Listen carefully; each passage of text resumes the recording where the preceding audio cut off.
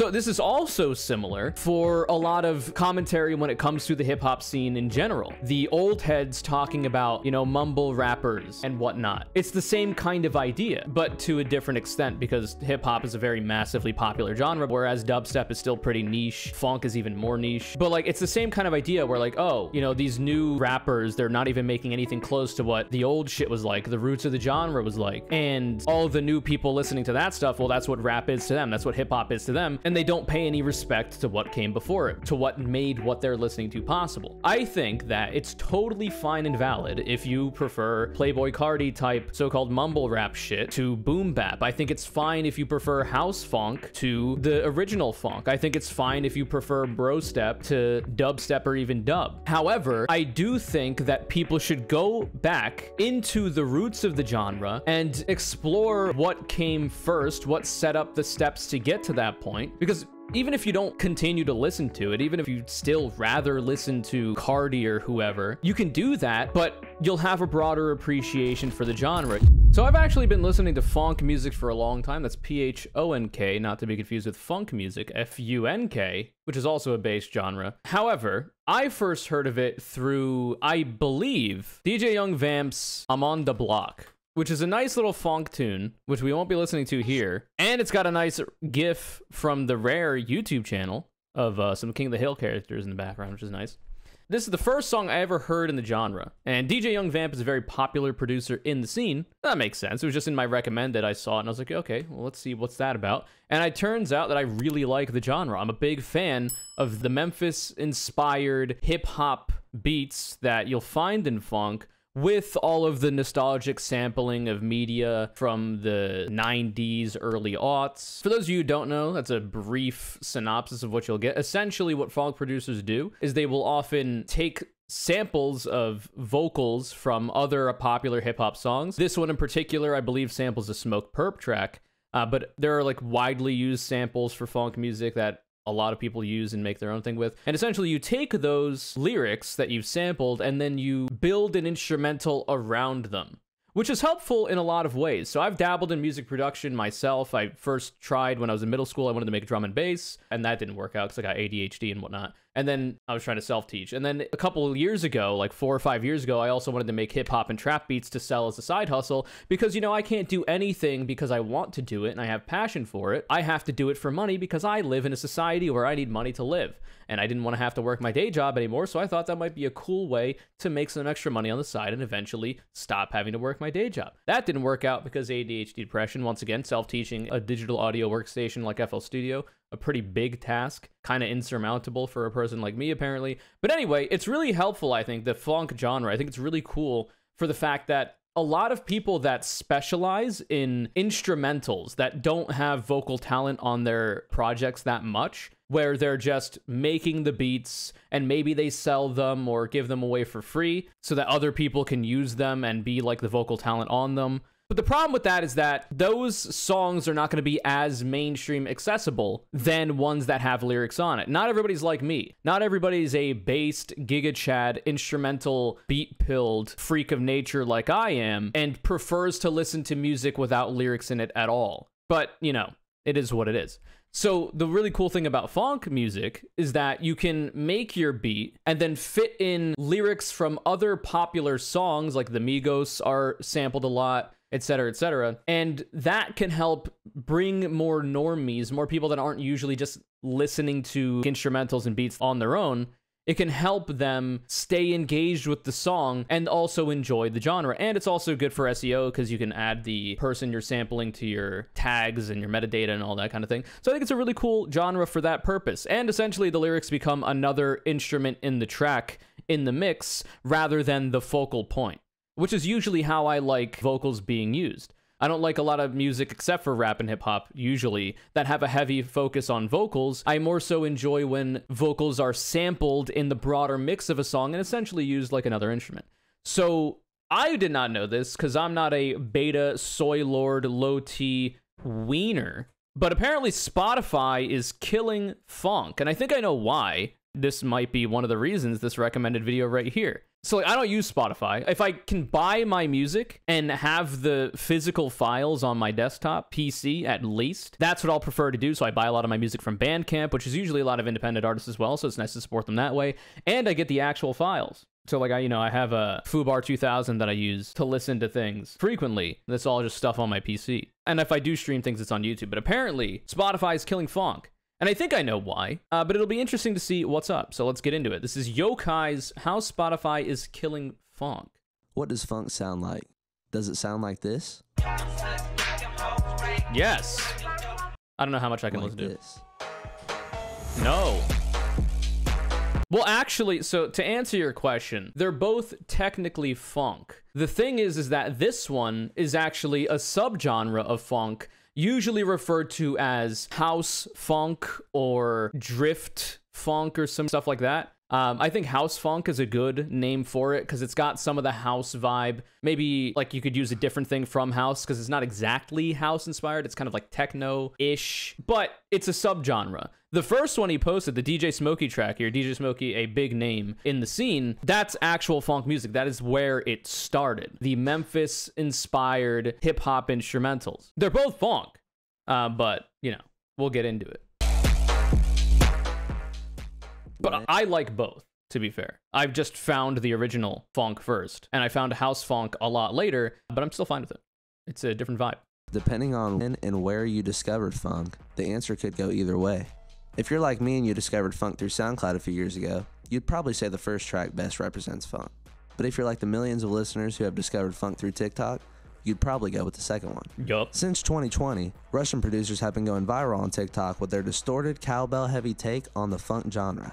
Just last year, Spotify caught on and decided to give funk its very own editorial playlist. Oh boy. For the funk scene, which for years had been relegated to an obscure corner of SoundCloud, this was huge. The genre finally had institutional support from one of the largest streaming services in the world. But whether Spotify knew it or not, this playlist would end up doing... They probably didn't. They probably just saw the hype from the TikTok GigaChad racing, pulsing memes, and were like, ah, that's a genre that we can use to get more people to our platform. more harm for the scene than good. Jesus. On paper, the funk playlist was a godsend. Funk producers had been asking for a dedicated editorial playlist for years, and here it was, now with over 400,000 followers. I know a lot Even of a these. single placement on a playlist of this size could completely change the trajectory of somebody's musical career. The funk playlist brings in so many streams that for many of the artists featured, it's their top playlist. So what's the catch? Well, unless you make cowbell-heavy funk tracks that TikTok would love, you don't have any realistic chance of ending up on the playlist. That makes a lot of sense. Of the 100 tracks... So a big thing that I'm seeing here in terms of parallels to music scenes that I've been in the past, it just seems to be the case. And I don't know if this is just the hipster in me, okay?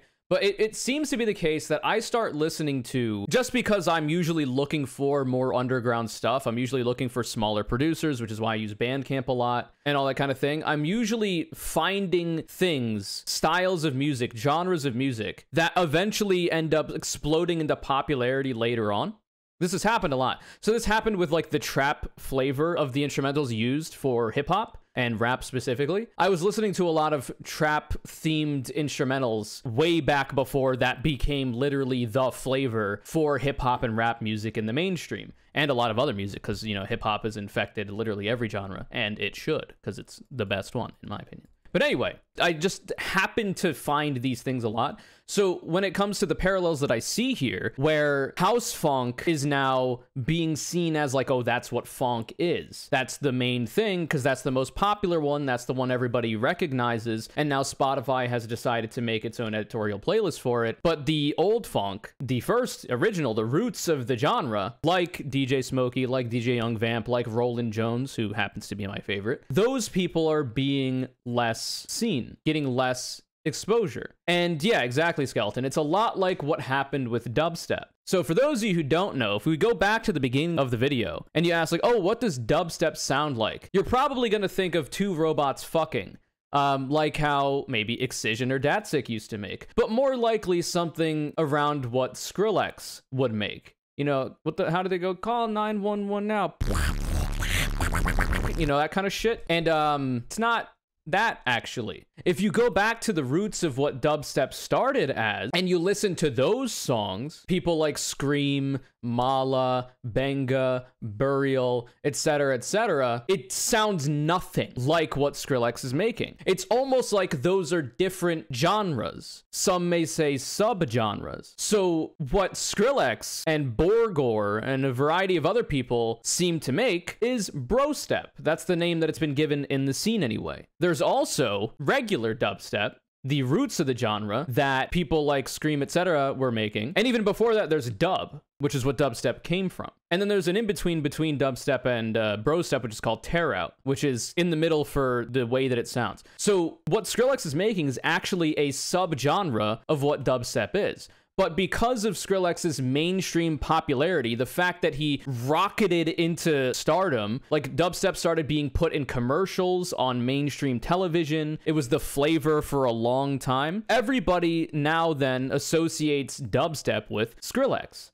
which on the one hand could be really cool for promoting a lot of awareness of a genre of music that I enjoy a lot, still to this day, but definitely did back in the day. But that's not what I'm listening to. You know, if you're in the scene, that kind of music that Skrillex is making, whether you like it or not, it's just not dubstep. It's a subgenre of dubstep. So to call it dubstep is just kind of erasing the amount of people, the producers that put in the work to make what Skrillex is making even possible, right? And it's unfortunate because you would want to see a lot of people be able to look at the roots of the genre and have an appreciation for it. So this is also similar for a lot of commentary when it comes to the hip hop scene in general. The old heads talking about, you know, mumble rappers and whatnot. It's the same kind of idea, but to a different extent because hip hop is a very massively popular genre by this point, whereas dubstep is still pretty niche. Phonk is even more niche. But like, it's the same kind of idea where like, oh, you know, these new rappers, they're not even making anything close to what the old shit was like, the roots of the genre was like. And all the new people listening to that stuff, well, that's what rap is to them. That's what hip hop is to them. And they don't pay any respect to what came before it,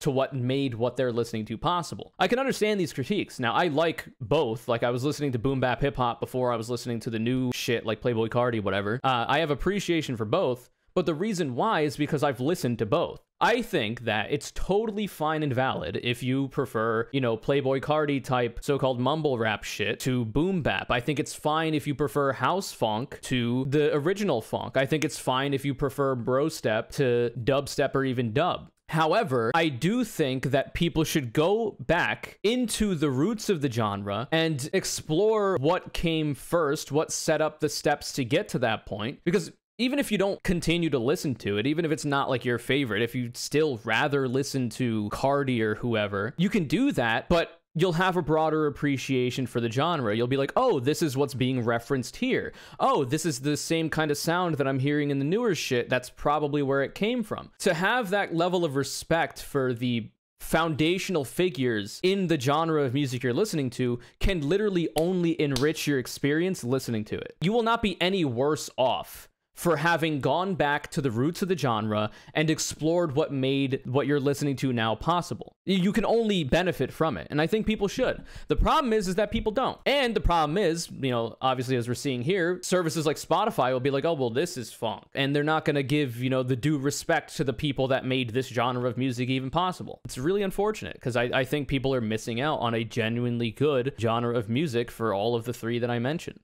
If you're very curious about the dubstep example that I gave, All My Homies Hate Skrillex, a story about what happened with dubstep by Timba on Toast, is a very good video. I watched it on stream a long time ago. It didn't become a YouTube video because it was very old before I rebooted the YouTube channel, but it's a really, really good video, and it goes in depth a lot. Also, while we're here, Timba also makes really good politics-oriented videos as well. His Tim Pool videos are very good, and so on and so forth. Highly recommend. So that's that whole spiel out of the way, I guess. I'm sure I missed some stuff that I would normally want to talk about, but in a general sense, I think it's a good idea. If you listen to any of the music of the newer genres that I mentioned, and you have not yet gone back to the roots of the genre to see how that genre that you're listening to came to be, I would highly encourage you to do so. Because like I say, you can only benefit from it. You can only enjoy the music you're listening to more as a result of listening to what came before it. It'll enrich your experience listening to your preferred genre of that genre. Anyway. featured, 87 of them fit into a subgenre that for years has been called drift funk. Drift funk, yeah. Makes sense. Is that the one did I say drifting funk? Far back as 2019, this distorted cowbell-heavy version of funk was being used in compilation videos of JDM cars drifting around narrow corners, earning it the title of drift funk.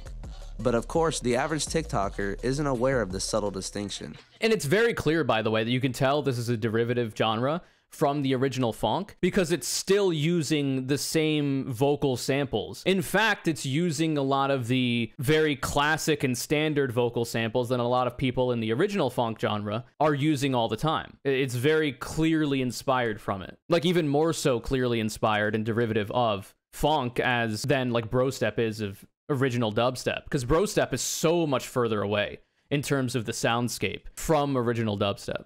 And I don't say derivative with a negative connotation. It literally just derives from. To be derivative is not always a negative thing. When drift funk started going viral, it established the public's definition of funk. Nearly every funk tutorial thereafter was centered around the drift funk style, with some even believing that cowbells were a requirement in funk music. Amidst all of this, Spotify launched in Russia in July of 2020.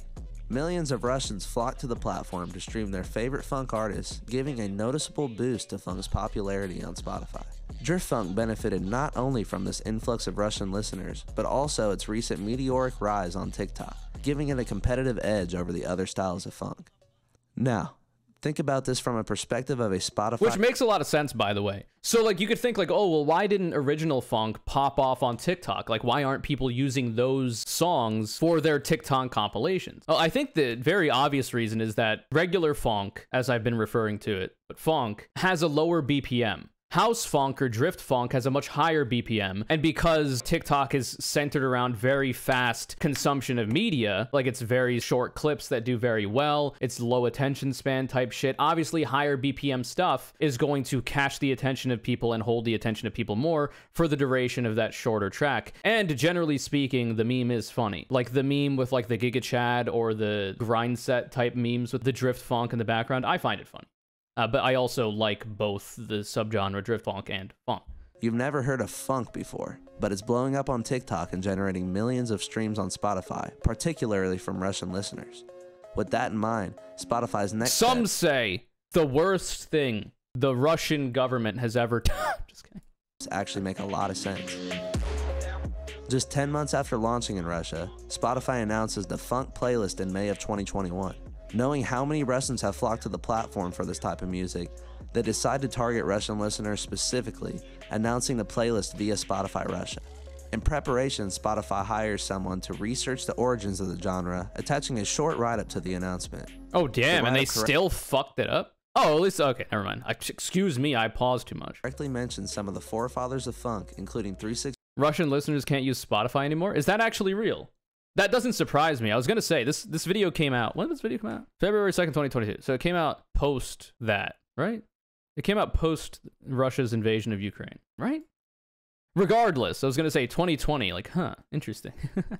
No? Oh, this was before. Oh! Wait. Damn, it feels like it's been a lot longer. Time is a crazy thing. Anyway, that is interesting. That's it. Yeah, I would imagine that would be the case, though. Which is why when I saw 2020, I was like, huh, are they still operating? Mafia and DJ Smokey, but from here, Spotify's decisions start to make a lot less sense. It doesn't appear that the person who wrote the write-up is curating the playlist.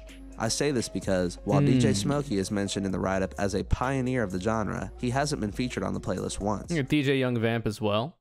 The same can be said of other pioneers not mentioned in the write-up, including Sudier. Sudier, fucking huge. Purple Posse and Holy Mob, also big fans. Purple Posse, Holy Mob, and a number of others. So, like, I don't know. For the YouTube viewers out there that are literally only on YouTube, you probably don't know this because you don't watch my live streams, and you should at twitch.tv/ConnorCC. I stream every other day starting around 5 and 6 p.m. Pacific time. However, if you don't, you probably don't know that I listen to music a lot on stream, and I specifically listen to a lot of smaller artists, mostly because of copyright and DMCA problems, but also that's because that's the music I'm listening to all the time anyway. It's very rare that I'm listening to very major artists where I might get DMCA'd or copywritten or whatever. And I always shout out what I'm listening to, and I'm buying a lot of this music off Bandcamp and giving people the links to it and whatnot. So funk has been a genre, you know, like Sudier, like DJ Young Vamp, like Roland Jones, that I've been listening to on stream for a long time, like a years 2 years, I think, by this point. So a lot of you here might actually be very well aware of that. And you might be aware that I actually came on to stream one of these days in the last couple months being like, holy shit, I found this new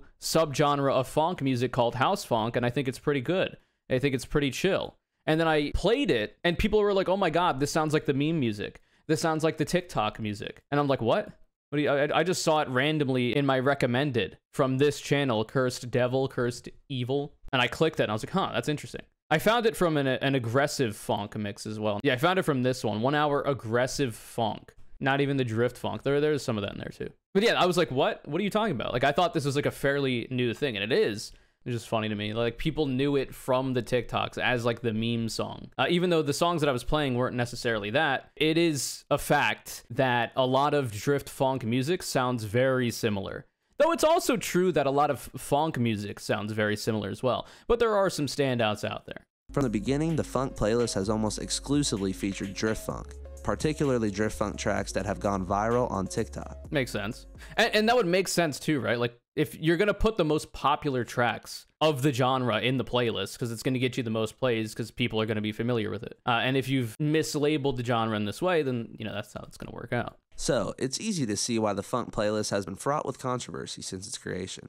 Millions of people were listening to funk before drift funk went viral, and now they're beginning to wonder when other styles of funk will see the spotlight. Drift funk's popularity on TikTok inevitably led to a misunderstanding of what funk is, and you can't necessarily blame anyone for that. We can't expect everyone on the internet to understand the nuance of this niche genre, but we can expect that of a Spotify playlist editor. True. Unfortunately, Spotify has only exacerbated the public's misunderstanding of funk by exclusively... Oh, it's just their accent, Annie. I'm pretty sure it's pronounced funk. Like, that's how it phonetically is pronounced. I'm pretty sure it's just their accent. Promoting drift funk and simply labeling it as funk. By reducing funk to nothing more than trendy cowbell music, Spotify's funk playlist absolutely has the potential to kill the genre. What will happen to the playlist when drift funk's virality eventually dies off? Will the playlist stop being updated entirely? We're already getting a glimpse of this, with less than half of the tracks being added in the last 3 months. With so much funk music on Spotify today, there's really no reason for so many tracks to stay on the playlist for that long. We care so much about this playlist because we know what it can be, and it's frustrating to see it fall so short. If drift funk dies off and Spotify lets the playlist die with it, funk could remain in SoundCloud's underground indefinitely. Which would be cringe. Some of us might be okay with that, but many of us want this scene to get the institutional support that it needs to reach the mainstream. The funny thing is, Spotify's algorithms already have a pretty good understanding of what funk is. Look no further than Spotify's Sound of Funk playlist, which is 100% algorithmically curated and includes a lot of the pioneers that I mentioned before. Even Spotify would agree that it doesn't make sense for their editorial funk playlist and their algorithmic Sound of Funk playlist to be so drastically different. Spotify, with this playlist, you have the chance to set the record straight, the chance to educate millions of listeners on the rich history that this incredibly unique genre has to offer. Drift funk is great, and I'm a fan of many of the artists in the playlist, but even they could tell you that drift funk is just the tip of the iceberg. Do yourself a favor and dive beneath the surface and discover the thousands of other artists that have helped make the scene what it is today. Or, you know, if you'd rather just give the playlist to someone who knows what they're talking about, I might know a guy. Thanks so much for watching, guys. That's a good video. If you want Spotify to see this video, be sure to share it with them. See you guys in the next one. Peace. Pong. I'll have to look at their other stuff. Oh, they literally just post funk music. That's fair enough. Well, they don't just, I imagine. But anyway, it's a good video.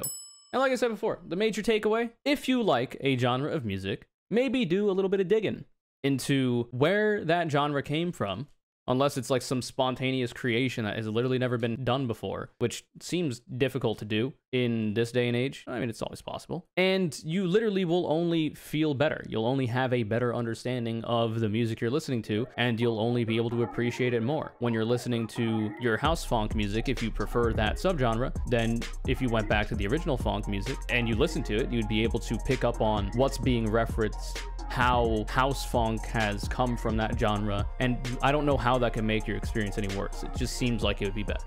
I don't know. It's a good idea, I think.